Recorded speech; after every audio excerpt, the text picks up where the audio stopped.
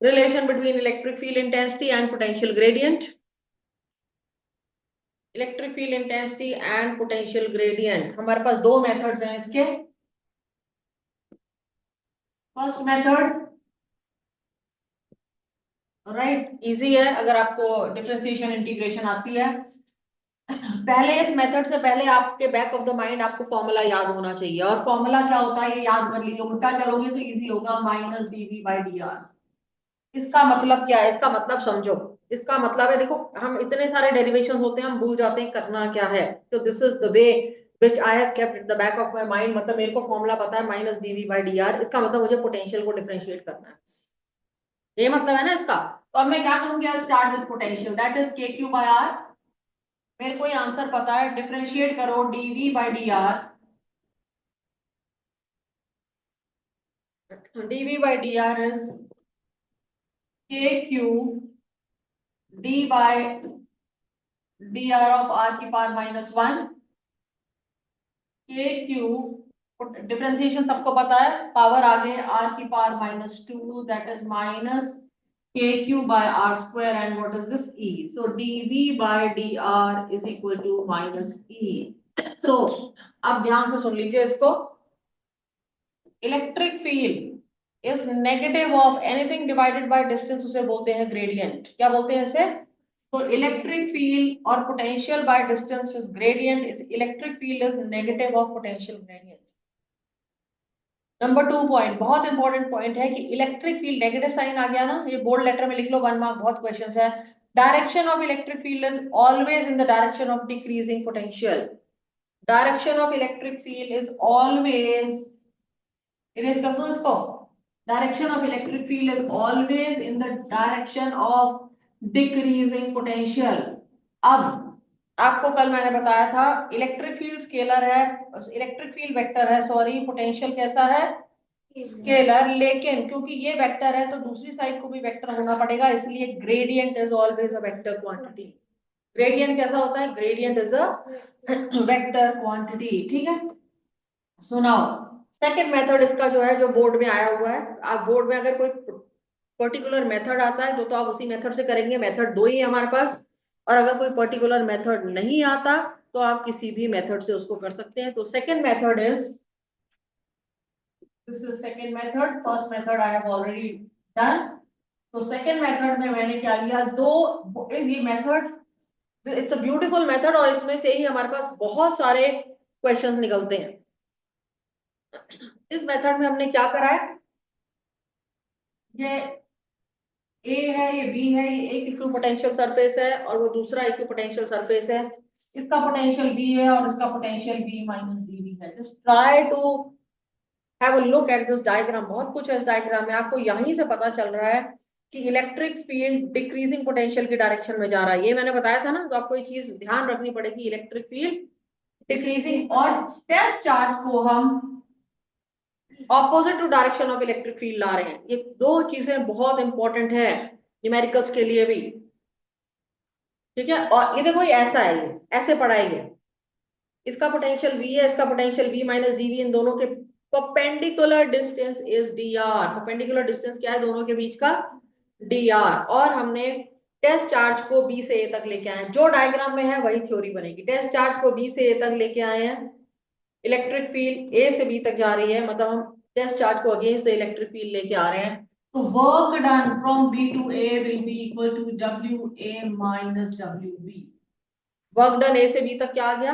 B से ए तक, B से ए तक, बी से ए तक ला रहे हैं, is equal to W A minus W B. और वर्क डन का क्या फॉर्मूला है आपको पता है, this is equal to minus Q not E D R, याद है सबसे पहला जो मैंने बताया था, work done W is equal to minus integral of D W is equal to minus integral of Q not. और अगर नहीं याद तो वहां से ही देखो याद आ जाएगा आपको, जो मैंने पोटेंशियल की डेरिवेशन कराई है, potential due to point charge.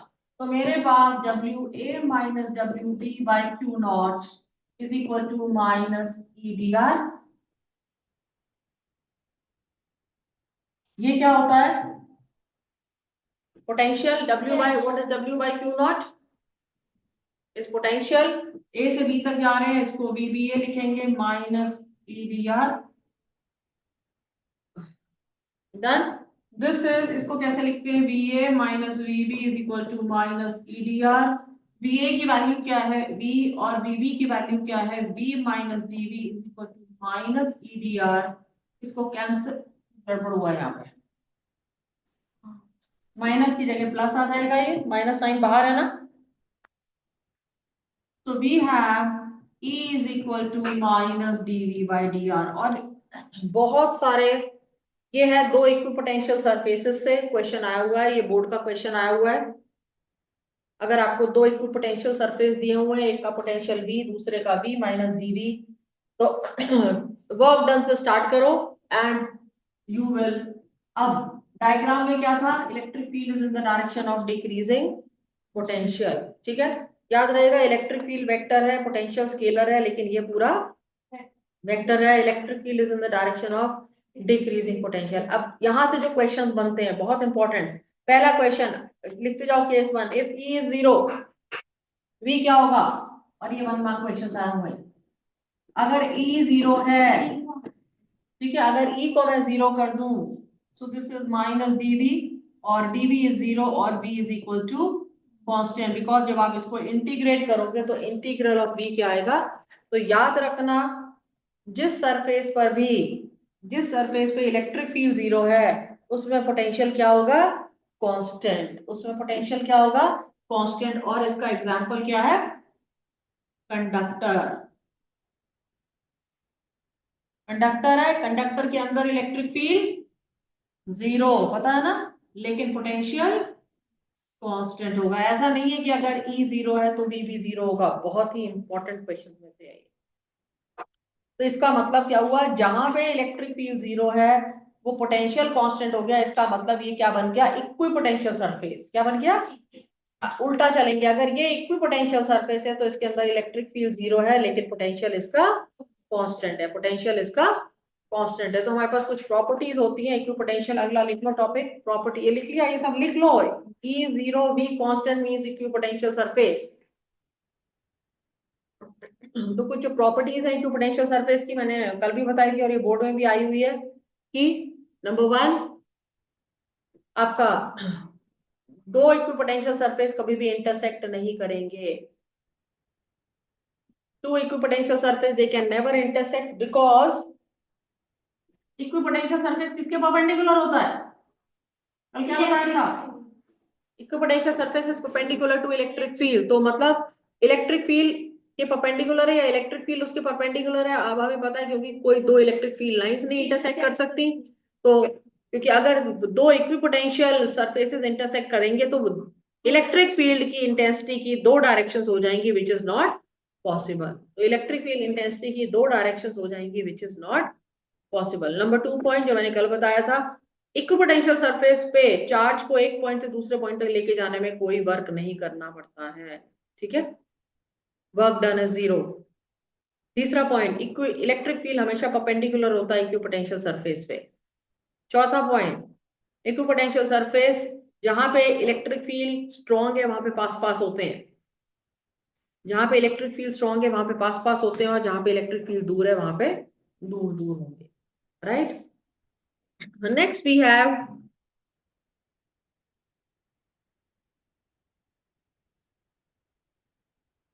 expression for electrostatic potential energy.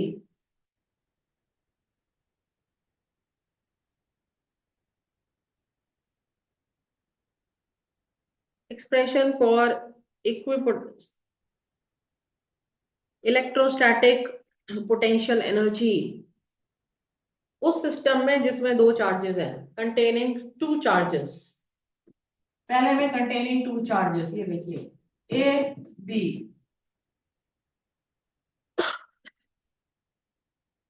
कोई एक सिस्टम है जिसमें सिर्फ दो चार्जेस हैं, ध्यान से सुनना। पहले में चार्ज लेके आई फ्रॉम इंफिनिटी, जब मैं पहला चार्ज लेके आ रही हूँ तो इस चार्ज को लेके आने में कोई वर्क नहीं करना पड़ रहा, मतलब इस रूम में कोई भी नहीं है, एक अकेला बच्चा आ रहा है, ठीक है, उस बच्चे के पास साथ कोई बात करने को नहीं है, तो वर्क डन, जब मैं पहले चार्ज को लेके आ रही हूँ तो वर्क डन क्या है, 0। अब मैं दूसरे चार्ज को लेके आ रही हूँ Q2, इतना डिस्टेंस पे। अब Q2 से पहले यहाँ पे Q1 है, इसकी अपनी इलेक्ट्रिक फील्ड होगी, इसकी इलेक्ट्रिक फील्ड से पोटेंशियल होगा, तो हमें इसको लाने में इसके पास कुछ वर्क करना पड़ेगा। तो W2 कौन सा, W का क्या फॉर्मूला होता है, Q इंटू V, समझ समझ के करेंगे। W को क्या है, Q, किस चार्ज को ला रहे हैं, Q2, Q2 यहाँ पे है तो पोटेंशियल किसकी वजह से है, फर्स्ट की वजह से। यहां पर जब अगर Q नहीं भी आ रहा तो यहाँ पे इसकी वजह से कोई पोटेंशियल होगा, यस और नो, होगा, yes. So Q2 into K Q1 by R12 is the value of W1. So this work is stored in the form of potential energy. तो total potential energy हो गई W1 plus W2, आंसर। ठीक,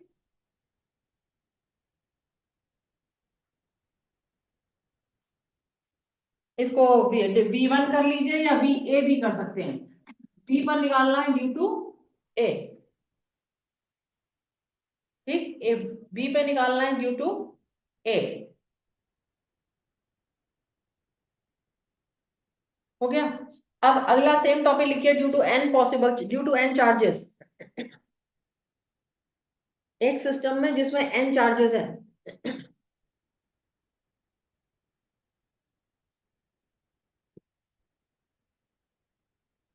system due to N charges, तो यहां पे equation 1 तक तो ऐसे ही रिपीट कर देंगे। मेथड वही है, सबसे पहले पहला बच्चा आएगा, फिर दूसरा आएगा, फिर बस तीसरा समझ लीजिए, सारा समझ आ जाएगा। उसके बाद मैं एक और लिखा दूंगी फोर्थ का। जब हम तीसरे को लेके आ रहे हैं W3, तो क्या होगा, इस पर पोटेंशियल निकालना है। पोटेंशियल क्या होता है, वेक्टर सम, स्केलर सम होता है। इस पर किसकी वजह से पोटेंशियल है, इस पर प्लस इसकी वजह से, बस खत्म। W3 is Q3 into potential due to A plus potential due to B. This is equal to Q3 K Q1 by R12 plus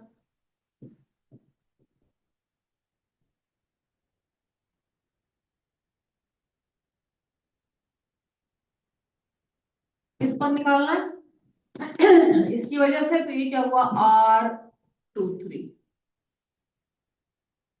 ये भी 13 होगा, सॉरी। इस पर इसकी वजह से R13, इस पर इसकी वजह से R23। अब देखिए इतनी प्रैक्टिस के बाद भी अभी मेरे से थोड़ा सा 1312 गड़बड़ हो गया, लेकिन मैंने क्या शॉर्टकट मेथड याद करा हुआ, वहां ये काम आ जाते हैं। जो ऊपर चार्ज है ना, नीचे भी आर वही आएगा, फिर एकदम से मैंने ठीक कर दिया। Q1 Q3 R13, Q2 Q3 R23, बात समझ आई? तो शॉर्टकट मेथड लिख लीजिए, जो ऊपर चार्जेस है आर भी वही आएगा, ताकि आपसे कोई गड़बड़ ना हो। नाउ W4 क्या होगा, बताइए। Q4 इंटू, इस पर पोटेंशियल निकालना है, समझ के करो, ये न्यूमेरिकल्स हैं। इस पर इसकी वजह से प्लस इसकी वजह से प्लस इसकी वजह से, VA plus VB plus VC, तो ये क्या हो जाएगा बताइए। Q4 के कॉमन निकालना है, Q1 बाय R, अब बताओ फटाफट, R14, very good, plus Q2 by R24, yes, कितना इजी हो गया, ठीक है, done. Online, is this clear to all of you? Any doubt? Yes ma'am. किसी को कोई doubt? I am telling you, इस शॉर्टकट में क्या होगा, ऊपर वाले जो चार्ज है डिस्टेंस वही होगा। ये तो थ्योरी की बात करें, सबको जब हम ऐड कर देंगे तो मेरे पास फॉर्मूला आ जाएगा, total potential that is W1 plus W2 that is K times. अब इसमें हमारे पास देखो, सब में दो दो चार्जेस आ रहे हैं, दो दो चार्जेस आएंगे, Q1 Q2 Q3 Q2 Q3 Q3 Q4 and so on.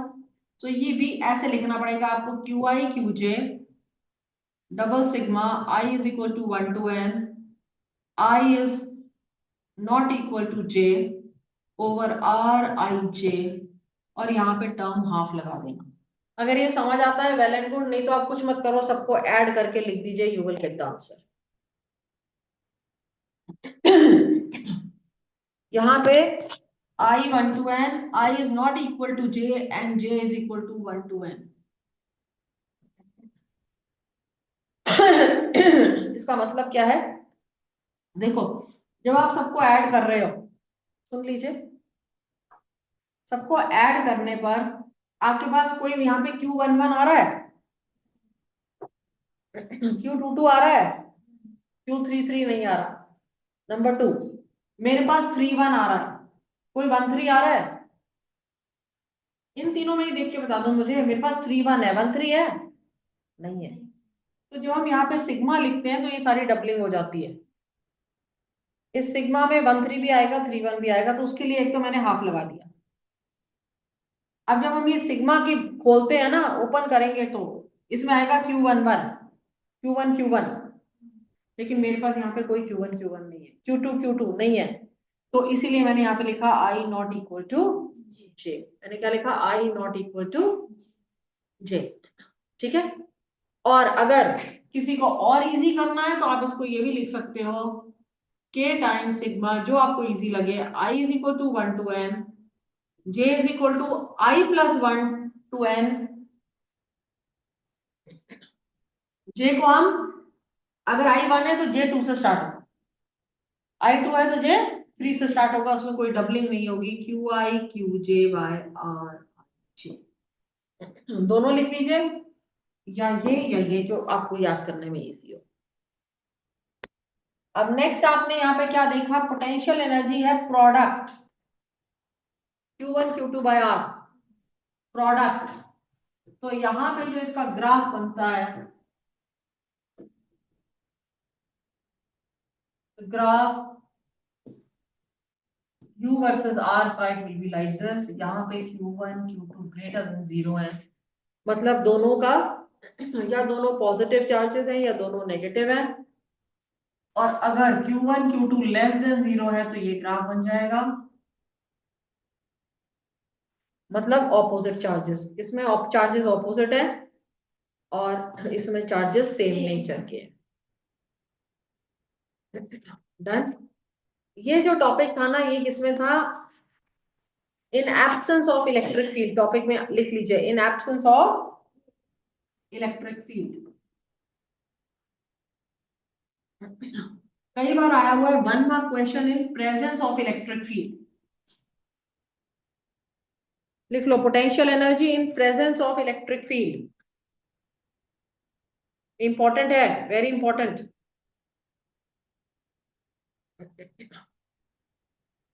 इसमें सिर्फ आपकी जो हिंट आपने याद रखना है, उसमें ये याद रखना है, देखो पिछले वाले में क्या था, जब हम पहला चार्ज लेके आ रहे थे तो वो क्या हो रहा था? 0। इसमें क्योंकि ऑलरेडी कोई इलेक्ट्रिक फील्ड पड़ी है, तो इसमें जब हम पहला चार्ज लेके आएंगे तो वर्क डन 0 नहीं होगा। ठीक है, इस साइड में लिख लो, पहले चार्ज को लेके आने में वर्क डन 0 नहीं होगा, क्योंकि इसमें इलेक्ट्रिक फील्ड एग्जिस्ट कर रही है।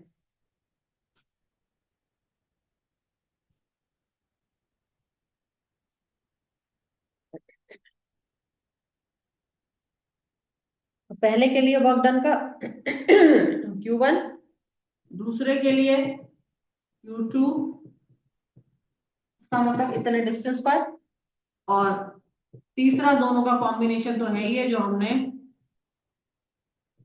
और तीनों को ऐड कर देंगे, this will be the potential energy.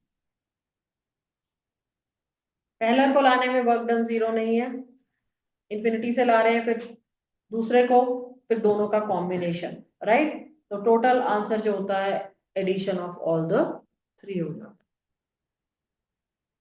Done. So now next coming to capacitance.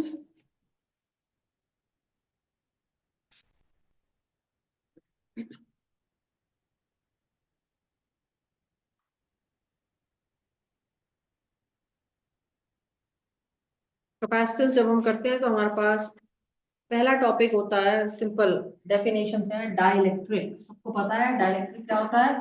Insulators होते हैं जो कंडक्ट नहीं करते लेकिन इलेक्ट्रिक इफेक्ट को ट्रांसमिट करते हैं, which do not conduct but transmit effect, electric effect, मतलब बेसिकली वो इंसुलेटिंग सब्सटेंसेस होते हैं, वो कंडक्ट नहीं करेंगे लेकिन इलेक्ट्रिक इफेक्ट्स को ट्रांसमिट करते हैं। नेक्स्ट टॉपिक आता है कंडक्टर्स इन इलेक्ट्रोस्टैटिक इक्विलिब्रियम।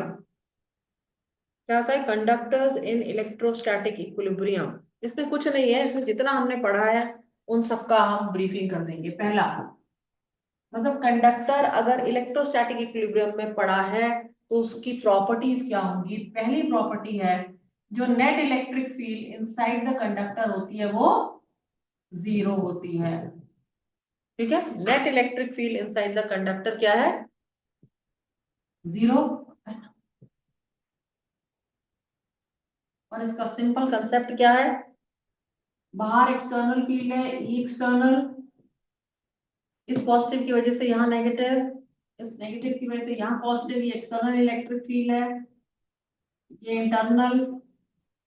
दोनों रीडिस्ट्रीब्यूशन ऑफ चार्जेस तब तक होता है जब तक नेट जीरो ना हो जाए, क्योंकि हमें पता है कि कंडक्टर के अंदर चार्ज एग्जिस्ट नहीं करता है। ठीक है। नंबर 2 पॉइंट, जो electric field outside the conductor होता है वो हमेशा परपेंडिकुलर टू द सरफेस होता है। इलेक्ट्रिक फील्ड क्या होता है, it is always perpendicular to the surface of conductor. तीसरी property, inside the conductor, charge inside the conductor कितना होता है, जीरो। अभी तक जो हमने पढ़ा है सब हम उसको कर रहे हैं। ठीक है। चौथा, पोटेंशियल क्या होगा inside the conductor, zero. Very good, keep it up. 5 minute हुए बताए हुए। कांस्टेंट। जब इलेक्ट्रिक फील्ड जीरो है तो potential inside the conductor is constant, वो इक्विपोटेंशियल सरफेस हो जाता है। भूल गए क्या हो जाता है, इक्विपोटेंशियल। नेक्स्ट, जो चार्ज होता है वो सारा का सारा सरफेस पे रिसाइड करता है। ये सारी प्रॉपर्टीज है जो अभी हमने आज ही पढ़ी है। ठीक है, चार्ज हमेशा सरफेस पे रिसाइड करेगा। नेक्स्ट, फिफ्थ और सिक्स्थ प्रॉपर्टी, जो सिग्मा होता है it is inversely proportional to area. Larger is the radius, smaller is the surface charge density. अगर कोई इर्रेगुलर कंडक्टर है तो उसका रेडियस हर पॉइंट पे अलग अलग है, तो उसकी सरफेस चार्ज डेंसिटी हर पॉइंट पे अलग अलग होगी। राइट। तो next we have capacitors. Capacitor क्या होते हैं, जिसमें दो parallel conductors separated from each other by a small distance. Right. और उनपे जो चार्ज होता है वो इक्वल और ऑपोजिट होता है। दो बेसिकली दो कंडक्टिंग बॉडीज होती हैं, उनकी अलग अलग शेप हो सकती है। पैरेलल फॉर्म में है तो पैरेलल प्लेट हो जाएगी, स्फेरिकल है तो स्फेरिकल हो जाएगा, तो सिलेंडर है तो सिलेंड्रिकल हो जाएगा। और वो कैसे सेपरेटेड है, separated by non conducting material. एक कंडक्टर दूसरा कंडक्टर, बीच में इंसुलेटर है। बीच में क्या है, इंसुलेटर है। और it can store a large amount of charge, it can store a huge amount of charge। और बहुत ही सिंपल सा कंसेप्ट है। कहाँ कहाँ यूज हो रहा है, आप जो सेल फोन है, सेल फोन की फ्लैश लाइट में, बिकॉज जब फ्लैश लाइट चाहिए होती है हमें ह्यूज अमाउंट ऑफ करंट चाहिए होता है जो इतना सेल फोन नहीं दे सकता, वो कौन प्रोवाइड कर रहा है, कैपेसिटर।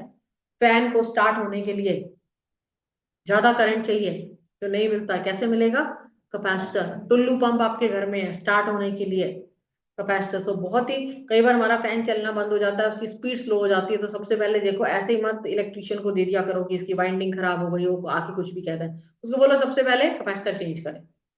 आपका एसी की कूलिंग कभी कम हो जाती है तो सबसे पहले उसको चेक करो, उसको बोलो कैपेसिटर चेक करें। एसी का कैपेसिटर, वैसे तो कैपेसिटर 5-5 10-10 रुपए के आते हैं, एसी का थोड़ा बड़ा कैपेसिटर होता है, वो नो डाउट थोड़ा सा महंगा होता है, वो अराउंड 50-100 का होता है, बट दे चार्ज अराउंड 200-300 और 400 रुपीज फॉर चेंजिंग का कैपेसिटर। फिर हम लोग सोचते हैं चलो कोई प्रॉब्लम नहीं है, उससे कम से कम ये तो नहीं बोला कि आपकी एसी की गैस खत्म हो गई, गैस करा लो, उसमें तो कितने पैसे खर्च हो जाते हैं। राइट।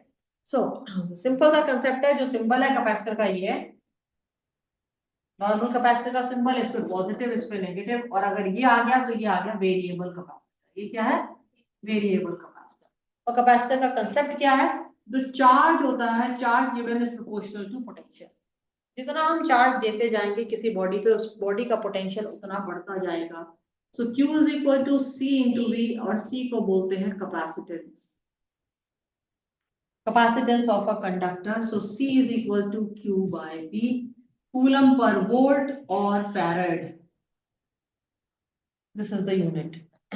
यूनिट क्या है? कूलम पर वोल्ट और फैराड। और अगर मैं ग्राफ बनाऊं Q और V का, it is a straight line graph. क्या ग्राफ आएगा? स्ट्रेट लाइन ग्राफ आएगा। और इस ग्राफ का स्लोप क्या देगा? Slope will be given by capacitance, Q by V is C। ठीक है, अब सिंपल सी चीज है, larger is the slope, larger is the capacitance. अगर मैं आपको सिंपल एक 1 मार्क क्वेश्चन दे दूं कि किसकी कैपेसिटेंस ज्यादा है? B की, बिकॉज B का स्लोप ज्यादा है। जिसका स्लोप ज्यादा उसकी कैपेसिटेंस ज्यादा, राइट। तो यहां पर एक सिंपल सा क्वेश्चन है, अगर मैं 4 डबल कर दूं तो कैपेसिटेंस डबल हो जाएगी। ठीक है, +2 खत्म होने वाली है। Remain same. Yes, ma'am same रहेगी क्योंकि वोल्ट भी डबल होगा। सेम, बिकॉज अगर 4 डबल होगा तो पोटेंशियल भी डबल होगा। 4 डबल होगा तो पोटेंशियल भी डबल होगा एंड कैपेसिटेंस रिमेन सेम। यहां से देखो स्लोप है, स्लोप तो सेम ही है ना, जो मर्जी डबल करते जाओ, स्लोप रिमेन सेम। बिकॉज ये पेंसिल है, ये पेंसिल बन गई है, until unless मैं इसको खींचू तोड़ू मोड़ू तब चेंज होगा। Done. Next we have principle of capacitance. Principle of capacitance, ठीक है। अब प्रिंसिपल क्या है कैपेसिटेंस का? एक ये है, इसको मैंने पॉजिटिव चार्ज दे दिया, मान लीजिए, ध्यान से सुन लीजिएगा, थ्योरी बाद में लिखिएगा। पॉजिटिव चार्ज दे दिया, अब क्या होगा? न्यूट्रल मैं इसके बगल में लेके आई, न्यूट्रल पास में लेके आने पर इस पे हो गया नेगेटिव चार्ज और इस पे हो गया पॉजिटिव चार्ज। अब बहुत ध्यान से सुनना, अभी हमने देखा पोटेंशियल स्केलर क्वांटिटी होती है, जो जो नेगेटिव है, ये आपका, this is as good as a simple example, आपके बैंक में 1000 रुपीज है, ये आप खर्च रहे हो, ये आपको कोई कुछ दे रहा है, लेकिन अब थोड़ा सा कंसेप्ट हमें अलग लगाना पड़ेगा।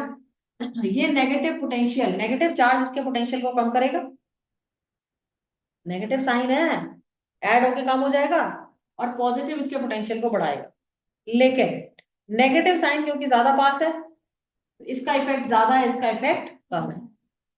एज गुड एज, पैसे के टर्म्स में नहीं कह सकते, आपका कोई फ्रेंड है जिसका नेगेटिव इम्पैक्ट ज्यादा है, वो अगर पास है तो उसका इम्पैक्ट आपके ऊपर ज्यादा होगा। अगर कोई अच्छा फ्रेंड है वो दूर रहता है, आपके ऊपर उसका असर नहीं होगा क्योंकि आप उससे रोज नहीं मिल रहे। तो यहाँ पे नेट इफेक्ट क्या हुआ? कम हो गया। इसने इस इस नेगेटिव चार्ज का इफेक्ट इस पे ज्यादा है, तो there is net decrease in potential, जिसकी वजह से we can give more charge to this body, or giving more charge means capacitance increases। Net potential इसका कम हो गया, नेट पोटेंशियल कम हो गया तो इसका मतलब हम इसको और चार्ज दे सकते हैं, और चार्ज देने का मतलब इसकी कैपेसिटेंस इंक्रीज हो जाएगी। अब नंबर 2 में मैंने क्या करा, मैंने इसको अर्थ कर दिया। सेकेंड केस में मैंने क्या किया, इसको अर्थ कर दिया। अब जब मैंने इसको अर्थ कर दिया, तो देखो आपका जो एक अच्छा फ्रेंड था वो चला गया, अब सिर्फ और सिर्फ आपके पास खराब वाला फ्रेंड रह गया। पहले अच्छा फ्रेंड आपको थोड़ा सा सुधार रहा था, ठीक है, अब क्या है, सिर्फ खराब वाला रह गया जो सिर्फ आपको बिगाड़ रहा है। तो अब ये नेगेटिव पोटेंशियल इसके पोटेंशियल को सिर्फ और सिर्फ डिक्रीज करेगा, इसका मतलब हम उस पर और ज्यादा पोटेंशियल दे पाएंगे। अगर और ज्यादा पोटेंशियल दे पाएंगे तो इस पे कैपेसिटेंस फर्दर इंक्रीजेस। तो इसका मतलब अब हम डायग्राम्स में, डायग्राम के हम डेरिवेशंस में हम हमेशा देखेंगे कि इसकी एक साइड को हम अर्थ कर देते हैं, earthing increases the capacitance to a larger value, earthing increases the capacitance to a larger value, right? Next, write down capacitance of a parallel plate capacitor। एक डेरिवेशन ध्यान से सुनिए, बहुत ही सिंपल कंसेप्ट है, साइड में कंसेप्ट लिख लीजिए। capacitance of a parallel plate capacitor, concept लिखिए, start with the formula of E। E के फॉर्मूले से शुरू करके Q by V निकालना है। ई के फॉर्मूले से शुरू करके क्यू बाई वी निकालना है। ये देखो parallel plate, positive negative electric field होगा, पॉजिटिव टू नेगेटिव, दूसरी साइड मैंने अर्थिंग कर दी। और ये क्या है, ये लास्ट एप्लीकेशन थी गॉस लॉ की। एक पॉजिटिव सिग्मा, ये पॉजिटिव सिग्मा भी नेगेटिव, और हमने इलेक्ट्रिक फील्ड की वैल्यू निकाली थी sigma by epsilon not. Side में लिख लेना, from Gauss law, application of Gauss law. ठीक है, अब आपको अभी मैंने बताया, देखिए मैंने बताया E is minus dv by D R. जहां मुझे नेगेटिव साइन नहीं चाहिए तो ये भी एक फॉर्मूला होता है E is v by D. ठीक है, और मैं यहाँ वैल्यू पुट करती जाऊंगी, v बाई डी, सिग्मा क्या है, चार्ज ओवर एरिया, बस खत्म। मेरा एम क्या था, q बाई v निकालना, that is epsilon not a by D. M याद रखिए तो बहुत इजी हो जाएंगी डेरिवेशंस। एम क्या है, q बाई v, क्योंकि q बाई v क्या होता है, c, तो c is epsilon not a by d is the derivation of a parallel plate capacitor. अब मेरा काम फिर वही है, पैरेलल प्लेट कैपेसिटर की डेरिवेशन नहीं आएगी मेरे को, मेरे पास तो इसके केसेस आएंगे, ये डेरिवेशन नहीं आएगी। क्या है, कैपेसिटेंस किस पे डिपेंड करता है, एरिया पे।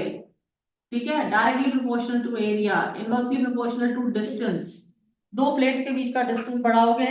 और तीसरा डिपेंड्स ऑन मीडियम, किस पे डिपेंड करता है, medium, that is epsilon not. अगर मैं यहाँ मीडियम चेंज कर दूंगी, सी एम कर दें, तो एप्सिलॉन ए बाई डी हो जाएगा, हो जाएगा। और अगर मैं C M by C not कर दूं, या सी, इसको नॉट भी कर सकते हैं, तो this is epsilon by epsilon not, और ये क्या होता है, के होता है, पढ़ा ना हमने, दिस इज के। तो के की, डाइलेक्ट्रिक की मेरे पास एक और डेफिनेशन आ गई है। डाइलेक्ट्रिक ये तो है ही है, और किसके इक्वल है, capacitance in medium to capacitance in air. Just आपकी रिमेम्बरेंस के लिए के होता है F A by F M, उल्टा मत कर दीजिएगा, बहुत बच्चे कर देते हैं। फोर्स में एयर ओवर मीडियम होता है, कैपेसिटेंस में मीडियम ओवर एयर हो जाएगा। ठीक है, इसका क्या मतलब है, बहुत इंपॉर्टेंट है ये, बार बार हम यूज करेंगे, बहुत ही इंपॉर्टेंट, थोड़ा नहीं बहुत। तो आप सैंपल पेपर करोगे तो आपको बार बार आएगा कि मीडियम में कैपेसिटेंस हमेशा बढ़ेगी, साइड में लिख लो, लेकिन फोर्स हमेशा कम होगा। पढ़ा है ना न्यूटन कूलम्स लॉ में, कैपेसिटेंस हमेशा इंक्रीज होगी लेकिन फोर्स हमेशा डिक्रीज होता है। दिस इज क्लियर, ठीक है। अगर मुझे यहां से फोर्स निकालना हो, यहां से फोर्स भी आया हुआ है, लास्ट क्यू टाइम्स ई होता है, ई क्या है, सिग्मा बाय एप्सिलॉन नॉट होता है। सिग्मा क्या है, q by a epsilon naught, तो q square by a epsilon naught force का फॉर्मूला हो गया इन कैपेसिटर। सिर्फ मैंने सब्स्टिट्यूट करा है, मैंने कुछ नहीं करा। कैपेसिटेंस तो आ गई, मीडियम में कैपेसिटेंस बढ़ती है हमेशा। फोर्स क्या, अगर फोर्स निकालना है q e sigma, done. Last topic लिखेंगे, capacitance of an isolated spherical capacitor. Isolated spherical capacitor, अब आइसोलेटेड, आइसोलेटेड का मतलब मैंने कैपेसिटर में क्या बताया, दो प्लेट चाहिए, लेकिन आइसोलेटेड मतलब जिसकी दूसरी प्लेट इंफिनिटी पर है। दूसरी प्लेट क्या है, इंफिनिटी पर है, इसमें सॉरी इंफिनिटी पर है, तो इसको मैंने पॉजिटिव चार्ज दे दिया, रेडियस आर है, मेरा एम क्या है, क्यू बाई वी निकालना। इसमें चार्ज क्यू है तो पोटेंशियल की क्या वैल्यू, K times Q by R, Q by V निकालना था, that is R by K, this is C, K क्या है, 1/4 पाई एप्सिलॉन नॉट। कंफ्यूजन हो रही है तो यहीं पे लिख लो, this is 4 pi epsilon naught r. तो वो spherical, isolated spherical body, isolated जिसका दूसरा एंड कहाँ है, इन्फिनिटी पर है, उसकी कैपेसिटेंस इतनी है, किसी भी स्फेरिकल बॉडी की 4 पाई एप्सिलॉन नॉट आर। तो अगर मैं आर को रेडियस ऑफ अर्थ ले लूं, अब अगर मैं कहूं कि अर्थ भी तो स्फेरिकल है, मैं अर्थ की कैपेसिटी निकालनी है, तो रेडियस होता है 6.4 × 10⁻⁶। मुझे इसकी वैल्यू बताइए कितनी होती है, what is the value of 4 pi epsilon not. 1/9 into 10 raised to power 9. Yes, it is 1/9 × 10⁻⁹ into radius of earth is 6.4 × 10⁻⁶. और जब आप इसको सॉल्व करोगे तो आपका आंसर ये आएगा। So you can well imagine कि अर्थ जो इतनी बड़ी बॉडी है उसकी कैपेसिटी कितनी छोटी है, माइक्रोफैरेड, माइक्रो में है उसकी कैपेसिटी। तो you can well imagine how big the unit farad is. Farad कोई छोटी मोटी यूनिट नहीं है, जिसकी भी कैपेसिटी 1 फैरेड है, मतलब कितनी जबरदस्त कैपेसिटी है। तो आप ये इमेजिन करो उसका साइज कितना बड़ा होगा। तो हम उसको वाइसा वर्सा कर सकते हैं। एक मुझे स्फेरिकल बॉडी चाहिए जिसकी कैपेसिटी 1 फैरेड हो, तो मैं उल्टा लिख दूं इसमें, तो मेरे पास उस बॉडी का रेडियस आ जाएगा जिसकी कैपेसिटी 1 फैरेड है। राइट, एक और लिख लीजिए, चलो अब होगा नहीं, leave it. Right, so rest will do tomorrow, बाकी कल करेंगे, ठीक है।